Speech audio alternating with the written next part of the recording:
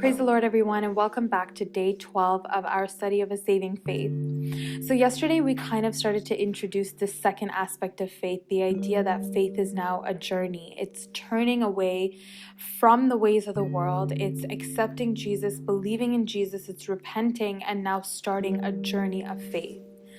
So to kind of pick up where we left off, I want to go back to one of the verses that we reviewed towards the beginning of our series, and that comes from John chapter 1, verse 12.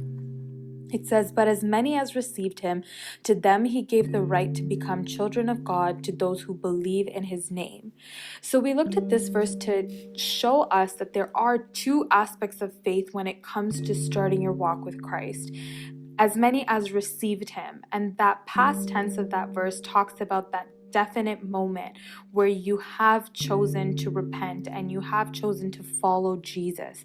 And then it goes on to say, to those who believe in his name. And that believe now is what describes an ongoing process. It's a journey. It is something that doesn't end, and it keeps on going as long as you live. And now turning towards God and walking down this path doesn't always mean that it's always going to be sunshine and roses. The Bible reminds us that there will be trial and tribulation, but fear not, because he has overcome the world. Jesus has overcome the world. And that's what is defined as faith. That even when you're in those highs and even when you're in your lows, it is faith towards God that brings you through those moments into the next chapter of your life. Hebrews chapter 10 verse 22, it says, "Let us draw near with a true heart in full assurance of faith, having our hearts sprinkled from an evil conscience and our bodies washed with pure water." Drawing near to God is what your faith is. Every day we choose to draw nearer to him, and that is one of those verses, again, that shows us that this is a daily walk. Your relationship with Jesus is almost like a friendship. At the beginning, you take that first step to say, "I want to be your friend."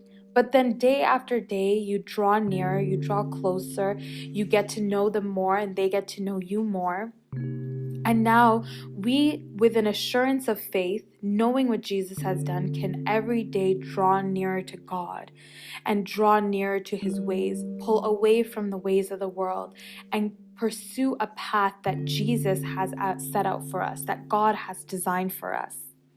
Hebrews chapter 11 verse 6 kind of reiterates the same message, and it tells us, "But without faith it is impossible to please him. For he who comes to God must believe that he is, and that he is a rewarder of those who diligently seek him."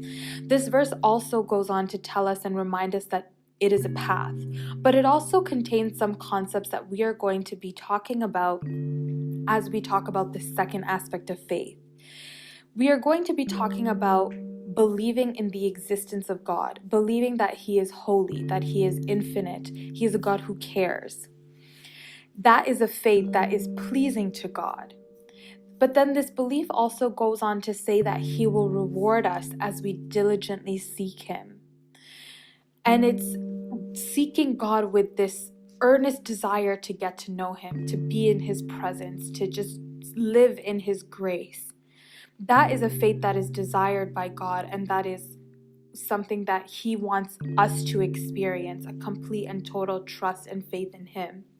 You know, as you go through your life, whether you're a student right now or you're working or you are in limbo and are not sure where you are, or you're a parent or a child or someone who has been walking with Christ for a long time or has no idea who Jesus is, you will, no matter who you are, experience extreme highs where you feel like you're on top of the world and everything is working in your favor, and you will experience those lows where it feels like nothing is working in your favor and you are just going through the worst time of your life. But as somebody who has chosen to follow Jesus and someone who's chosen to follow Christ, the greatest thing is that as you walk through those moments where you feel like nothing is working, your faith will get you through those moments. And when you are at the top of your life and you feel like everything is working out for you, it is those moments that will strengthen your faith, that will remind you when you are in your lows, the God that you serve will take you back up to the highs. So, wherever you are today and whatever it is that you may be doing, I encourage you to start that journey. Maybe you've already taken step 1, but you're hesitating to take step 2. You're hesitating to draw nearer to Him. But draw nearer to Him with the full assurance of faith that on the other side, there is a God who loves you, and there is a God who wants to spend time with you, and a God who is a rewarder for those who diligently seek Him. May God bless you, and I will see you tomorrow as we continue talking about faith.